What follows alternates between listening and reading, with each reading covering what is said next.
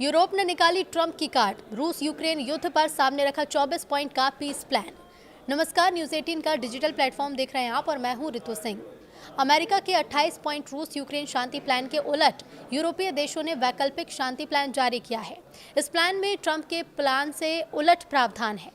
यूरोपीय संघ की योजना यूक्रेन की संप्रभुता का सम्मान करती है, युद्ध विराम के बाद ही क्षेत्रीय वार्ता का सुझाव देती है और यूक्रेन को नाटो में शामिल होने से नहीं रोकती। रूस यूक्रेन युद्ध को समाप्त करने के लिए अमेरिका के राष्ट्रपति डोनाल्ड ट्रंप ने 28 पॉइंट का एक पीस प्लान जारी किया है। अब इसी के बाद यूरोपीय देशों ने रविवार को यूक्रेन के लिए 24 पॉइंट की एक वैकल्पिक शांति योजना जारी की, जिसमें अमेरिका समर्थित मूल प्रस्ताव के कई अहम बिंदुओं को खारिज कर दिया गया और इस बात पर जोर दिया गया कि किसी भी समाधान में कीव की संप्रभुता का सम्मान होना चाहिए। ये वैकल्पिक योजना तब सामने आई जब अमेरिका यूक्रेन और अंतर्राष्ट्रीय साझेदार के वार्ताकार जिनेवा में फ्रेमवर्क में संशोधन के लिए बातचीत कर रहे थे। अमेरिका ने रूस यूक्रेन युद्ध को लेकर जो 28 पॉइंट का पीस प्लान पेश किया, उसमें यूक्रेन से रूस को कुछ क्षेत्र सौंपने, अपनी सैन्य क्षमता सीमित करने और कथित युद्ध अपराधों के लिए मॉस्को पर कार्रवाई नहीं करने की मांग थी। हालांकि यूरोपीय देशों की तरफ से सामने आया पीस प्लान इसके उलट है।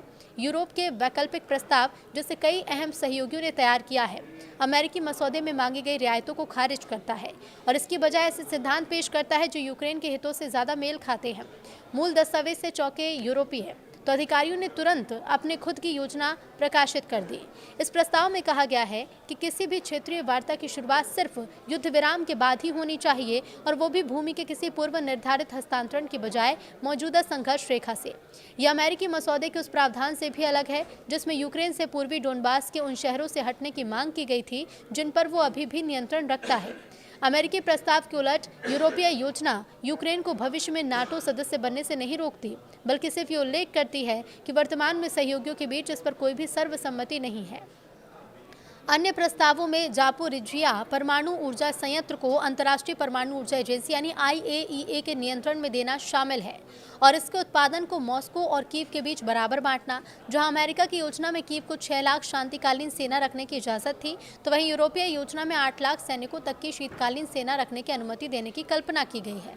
इधर अमेरिका की तरफ से पेश किया गया पीस प्लान दक्षिण अफ्रीका में शनिवार को हुए G20 शिखर सम्मेलन में कई यूरोपीय नेताओं ने कहा कि इस योजना पर अतिरिक्त काम की जरूरत है।